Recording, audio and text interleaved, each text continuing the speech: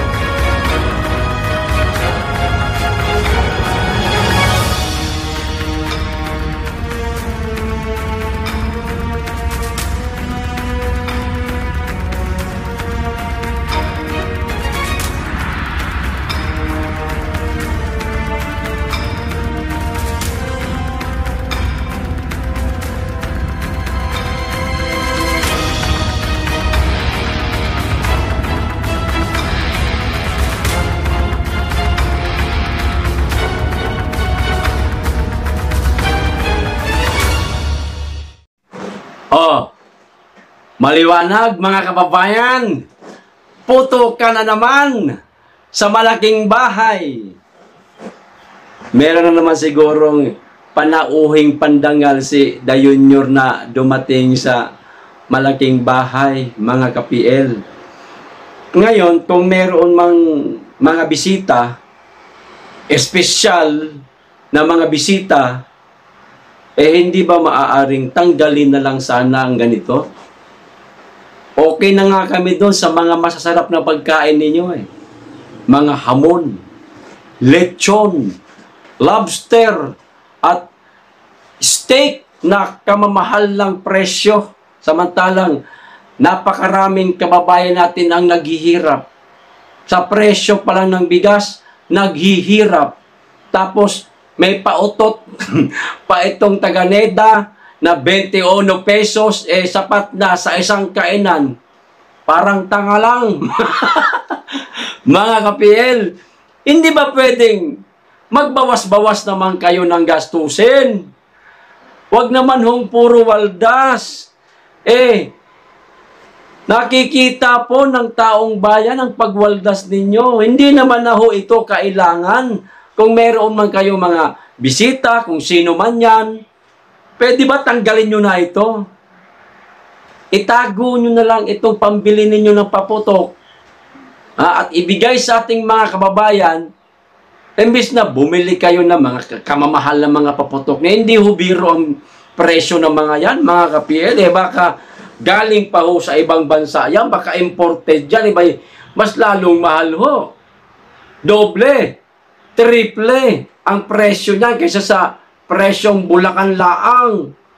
Abay, magtipid-tipid naman po. Mahal na Pangulo. Marami pong naghihirap na mga kababayan natin. Lingunin niyo po yung ating mga kababayan na humihingi ho ng tulong sa inyo. Hindi ho yung tulong na panandalian lang, katulad ho ng ayuda-ayuda. Pinakamatagal na siguro niyan, 1 linggo, ubos na yung ipinamimigay ninyo. Gumawa ho kayo ng hanap buhay para sa ating mga kababayan. Abay, ipinagmalaki ho ninyo na marami na di umano may mga trabaho nating mga kababayan. Abay, kaya rin ho namin gawin na mag-survey kung totoo ba yung mga sinasabi ninyo. Napakadali naman pong sabihin na marami ng ating mga kababayan na may trabaho, pero ang katotohanan, marami pa rin sa ating mga kababayan ang hirap makahanap ng trabaho. Yan ho ang katotohanan. Presyo nga lang ng bigas, hindi nyo masolusyonan. Di bagat kayo dumaan sa pagiging kalihim ng Department of Agriculture, pero wala naman po kayong nagawa. Paano kaya itong pumalit sa inyo? Tila ang tahimik ho yata. Hindi ho yata nagpaparamdam sa taong bayan na ganito na ang kalagayan natin ngayon.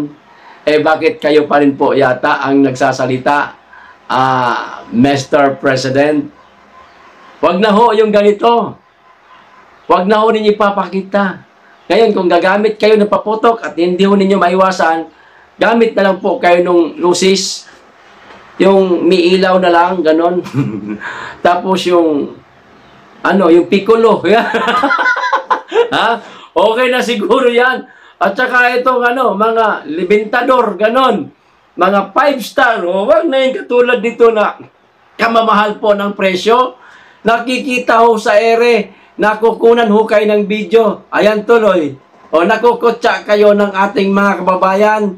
Ito, ipinasa lang naman sa akin to Hindi ko nga alam na may ganiri pala na putukan dyan sa Malacanang. Mr. President, abay, hinay-hinay naman po sa paglustay sa kaban ng bayan. Tulungan niyo po yung ating mga kababayan. Huwag ho sa mga paayu-ayuda ninyo. Meron pa itong pinsan mo, puro ayuda. Kulang na lang, tawagin namin itong si hari ng ayuda. May nakalagay pa mukha niya, pangalan niya at ang kanyang tanggapan para talagang kompleto, Ricardo, na para bagang may pinahihiwatig. Oy, sa susunod na halalan, huwag niyo akong kakalimutan, nagbigay ako ng 5 kilong bigas sa iya. May mukha pati. O, di ba? Matanong ko ho kayo, mga kababayan, ano ho ang tawag dito? Paglulustay o hindi? Paki-comment. Hanggang dito lang, mag-iingat kayong lagi at higit sa lahat, mahalin natin ang Pilipinas. Be blessed.